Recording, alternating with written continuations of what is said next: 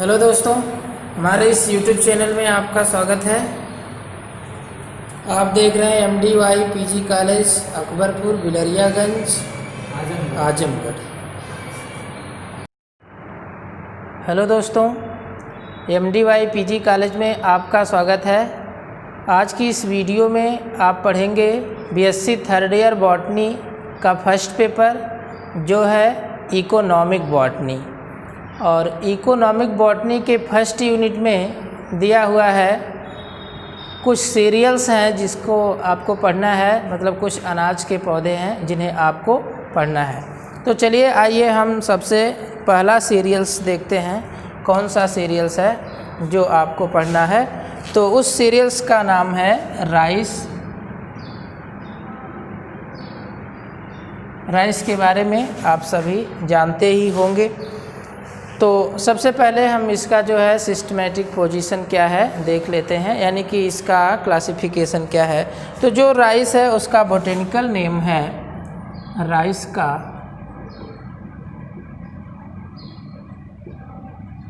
Botanical name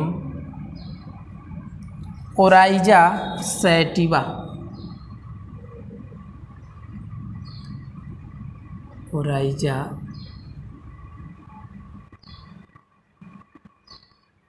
sativa ये इसका botanical name है, मतलब ये देखिए इसका जीनस नेम है और ये जो है स्पीशीज नेम है।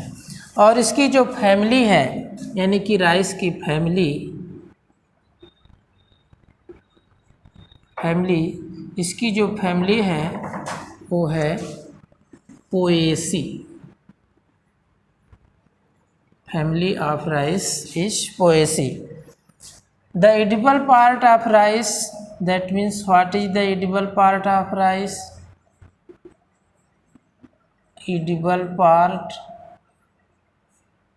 you know that edible part of rice is grain. आपको पता है कि जो राइस का एडिबल पार्ट होता है ग्रेन, यानी कि उसके दाने खाए जाते हैं। अब आइए हम इसके बारे में बताते हैं कि ये कहाँ पर ज़्यादा उगाया जाता है और कैसे उगाया जाता है और इसका कौन सा पार्ट यूज किया जाता है। तो चलिए पॉइंट वाइज आप देखते रहिए। पॉइंट फर्स्ट है, rice is the principal food. Rice is the principal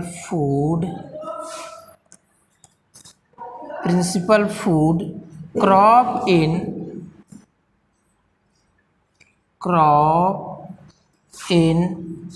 the world.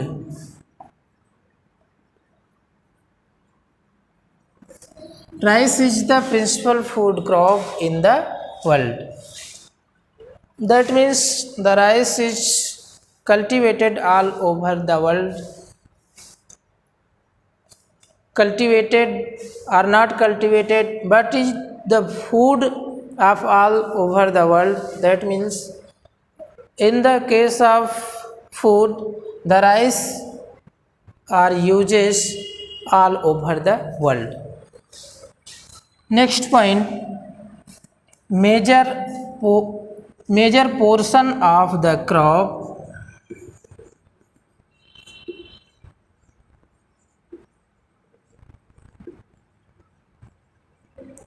major portion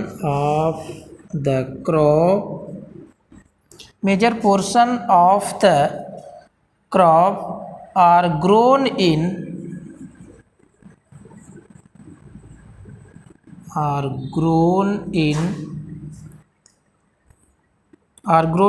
China।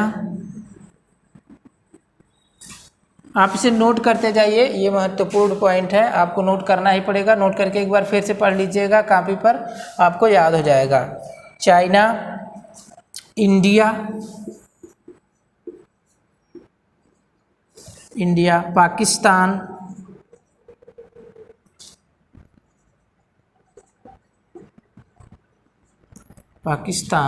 Japan, तो ये मेन कंट्री है जिसमें चावल का उत्पादन किया जाता है, और एक आध कंट्री है जिसमें चावल का उत्पादन होता है। जैसे आइसलैंड है, वहाँ पर भी चावल का उत्पादन होता है। तो नेक्स्ट पॉइंट है, in India rice cultivated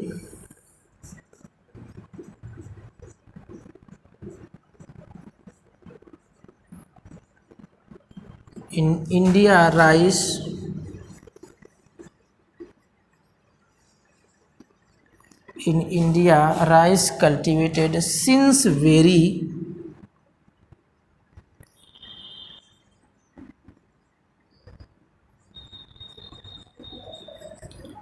very ancient time.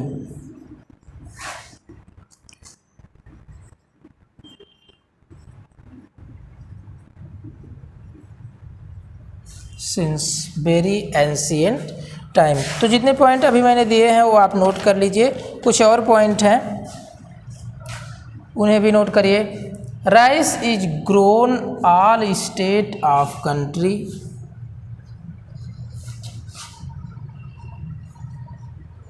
Rice is grown all state of country. It means all state has rice cultivations are takes place। मतलब भारत के जितने भी स्टेट हैं, सभी स्टेट में राइस का कल्टीवेशन किया जाता है। एक बार पॉइंट फिर से देख लीजिए, rice is principal food crop in world, यानी जो राइस है वह एक प्रिंसिपल फूड है विश्व भर के लिए, यह एक मुख्य भोजन का स्रोत है। Major portion of crop are grown in China, India, Pakistan, Japan, etc।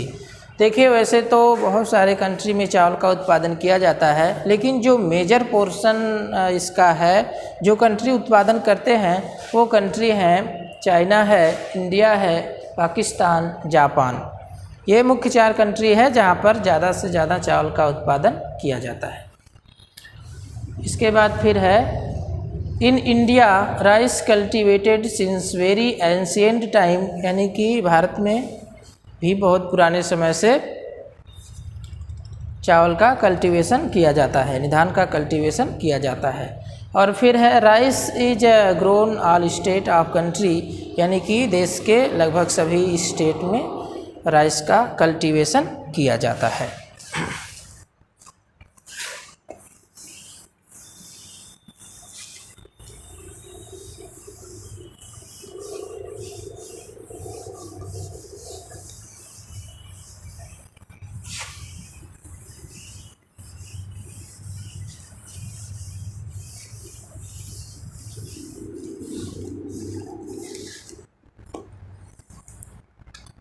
Next point है, rice belong to the genus Oryza.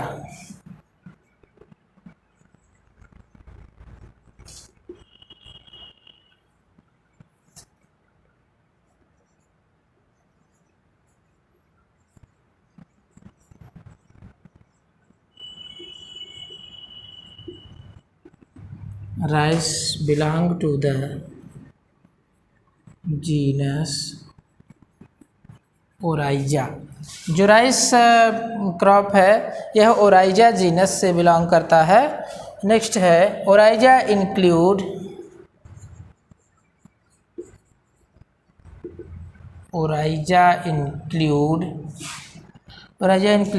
23 species, यानी कि ओराइजा जो जीनस है इसके अंदर 23 स्पेसीज होती हैं।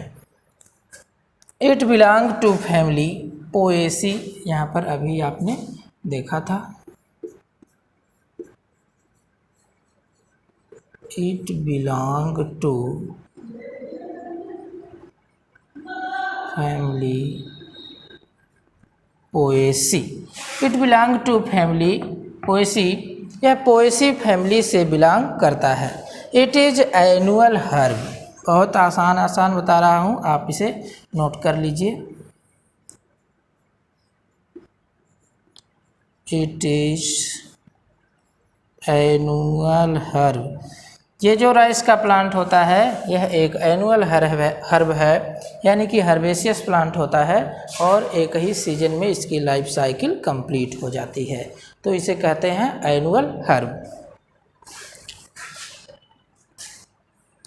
Factor affecting to rice, next point है factor affecting to rice production, to rice production. अब वो कौन कौन से फैक्टर हैं जो राइस के प्रोडक्शन को अफेक्ट करते हैं, तो है टेम्परेचर,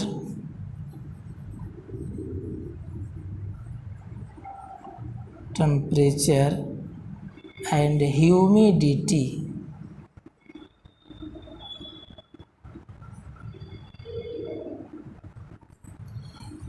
ये दो महत्वपूर्ण फैक्टर हैं जो राइस के प्रोडक्शन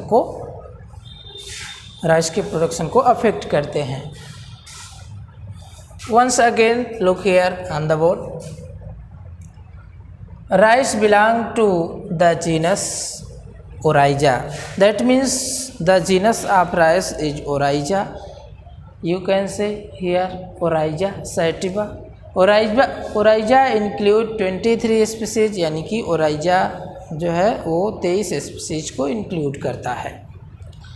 नेक्स्ट है it belong to family Poaceae, यानी कि पोएसी फैमिली से बिलोंग करता है। इट इज़ एनुअल हर्ब, यह एक सीजन में लाइफ साइकिल जिसकी कंप्लीट हो जाती है, यह एक एनुअल हर्ब है। Factor affecting to rice production, यानी कि राइस के प्रोडक्शन को जो फैक्टर अफेक्ट करते हैं वो दो फैक्टर हैं, टेम्परेचर एंड ह्यूमिडिटी। तो इतना आप फिर से एक बार नोट कर लीजिए जितने भी पॉइंट हैं और फिर आगे चलते हैं।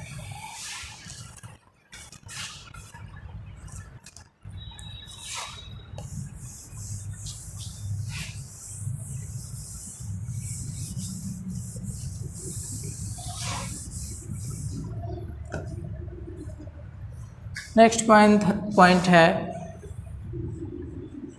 The crop grown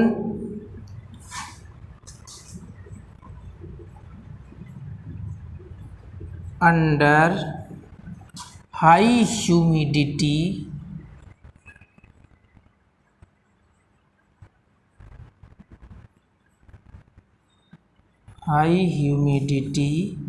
and high temperature.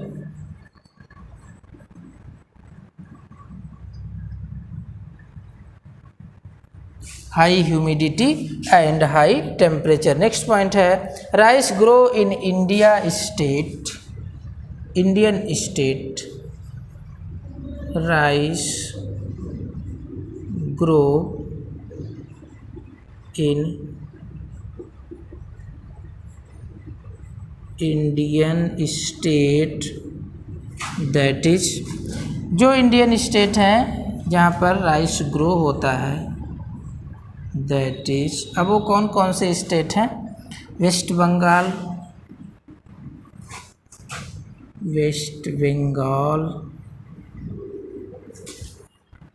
Bihar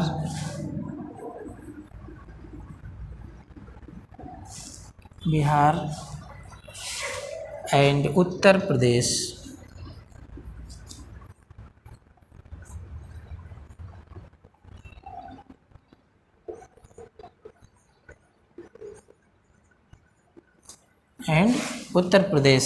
तो जो राइस है वो ग्रो करता है मुख्य रूप से भारत के किस किस प्रदेश में, वेस्ट बंगाल यानी कि पश्चिम बंगाल, बिहार में और उत्तर प्रदेश में। नेक्स्ट पॉइंट है rice has a high requirement,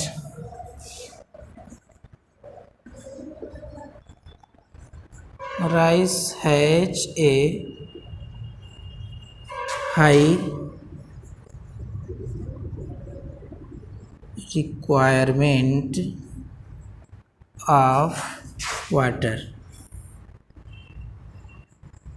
You know that the high requirement of water, the crop is rice, यानी कि जो राइस है उसमें वाटर की रिक्वायरमेंट बहुत ज़्यादा होती है। अगर वाटर नहीं है तो राइस का प्रोडक्शन पूरी तरह से घट जाता है। कुछ वैरायटी हैं जिसमें कम वाटर की आवश्यकता होती है, लेकिन मैक्सिमम वैरायटीज़ हैं जिसमें वाटर की आवश्यकता ज़्यादा होती है। तो नेक्स्ट है the grain obtain after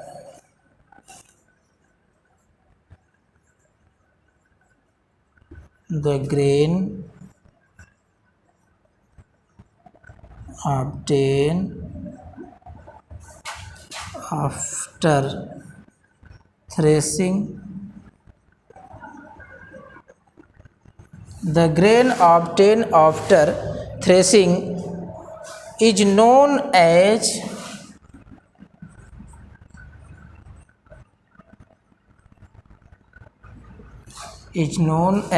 rough rice,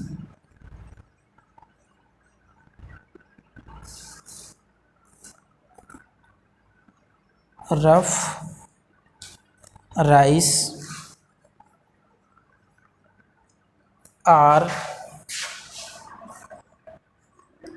paddy।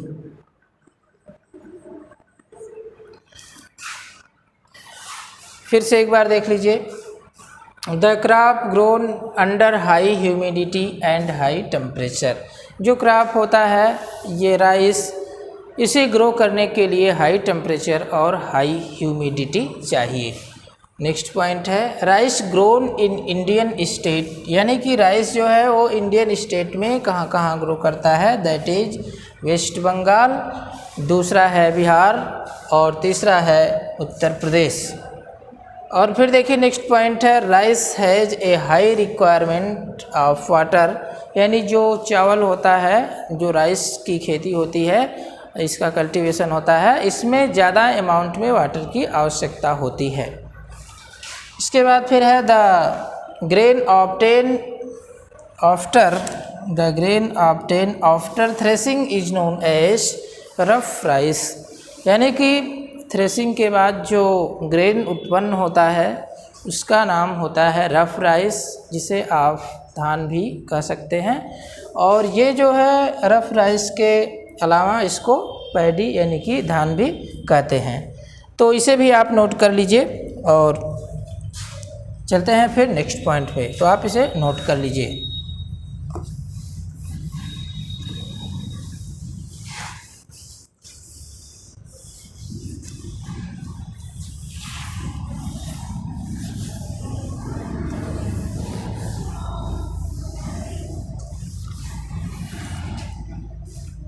Next है paddy is cleaned and dried in sun.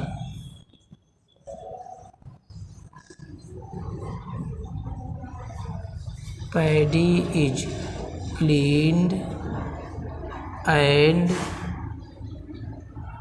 Dried in sun. Paddy is cleaned and dried in sun, that means जब पैडी को थ्रेसिंग कर लिया जाता है तो फिर इसके बाद क्लीन किया जाता है, यानी कुछ उसमें जो है पैडी के स्ट्रा भी आ जाते हैं, तो उन स्ट्रा को हवा के माध्यम से या किसी भी माध्यम से उसको निकाला जाता है और फिर राइस को सन में ड्राइड कर दिया जाता है।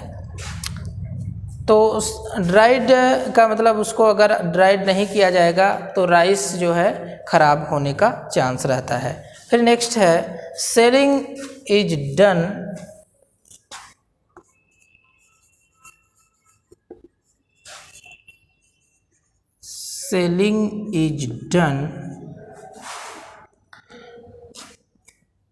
After removing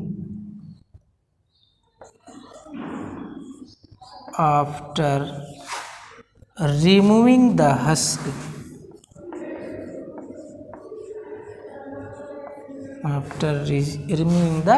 husk, selling is done, यानी सेलिंग तब होती है जब इसके हस्क को रिमूव कर लिया जाता है, तब इसकी सेलिंग की जाती है। तो ये सारे कैरेक्टर आपने देखा जो बिलोंग करते थे, मिलते थे कि कैसे ये कहाँ कहाँ पर इसका प्रोडक्शन होता है और कैसे इसको मतलब थ्रेसिंग किया जाता है और कैसे इसको ड्राई किया जाता है और फिर इसकी सेलिंग के लिए क्या किया जाता है, हस्क को रिमूव कर दिया जाता है।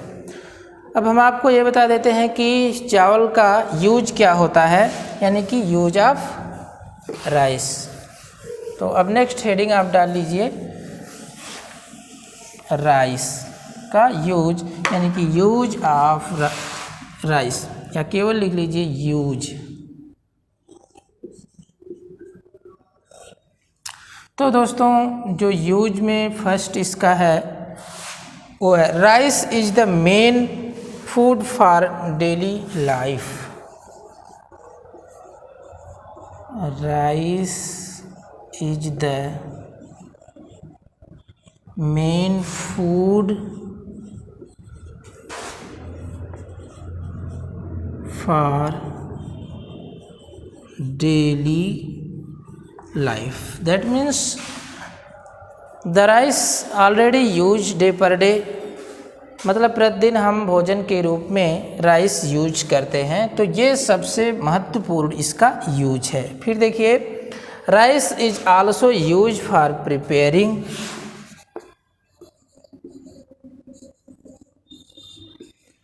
Rice is also use for preparing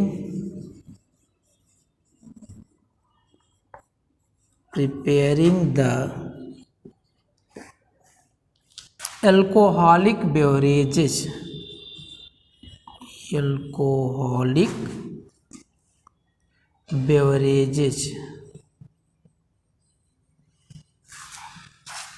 देखिए ये भी राइस का एक यूज है। डेली फूड के रूप में तो हम लेते ही हैं। जो एल्कोहलिक बेवरेज हैं उनके प्रिपरेशन के लिए भी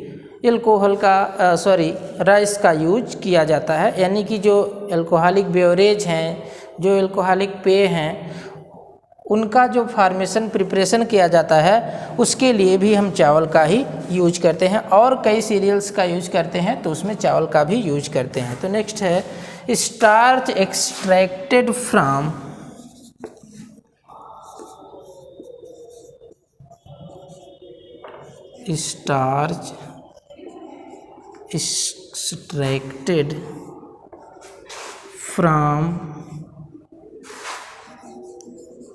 rice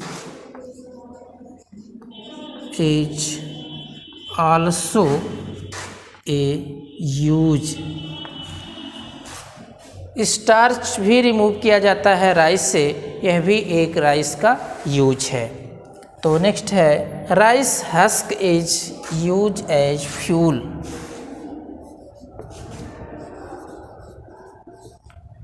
rice husk is used for fuel.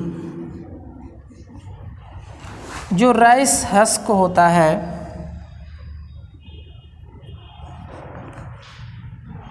जो राइस हस्क है उसका यूज हम फ्यूल के रूप में भी करते हैं। शायद आपके घर पे भी यूज किया जाता हो राइस का जो हस्क है उसे फ्यूल के रूप में। तो नेक्स्ट है और आखिरी स्ट्रा ऑफ पैडी।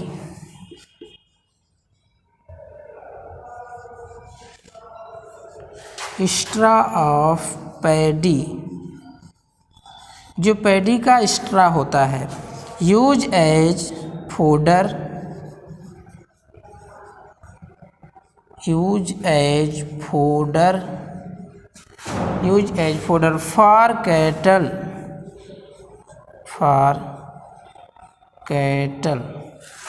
कैटल के लिए ये फोडर के रूप में भी यूज किया जाता है जो स्ट्रा होता है पैडी का। तो दोस्तों मेरी समझ से आपको ये राइस क्या है और इसका कल्टीवेशन कैसे किया जाता है और इसका यूज क्या है ये आप पूरी तरह से समझ गए होंगे। तो मिलते हैं एक फिर नेक्स्ट वीडियो में एक नए लेक्चर के साथ। तब तक के लिए बहुत बहुत धन्यवाद।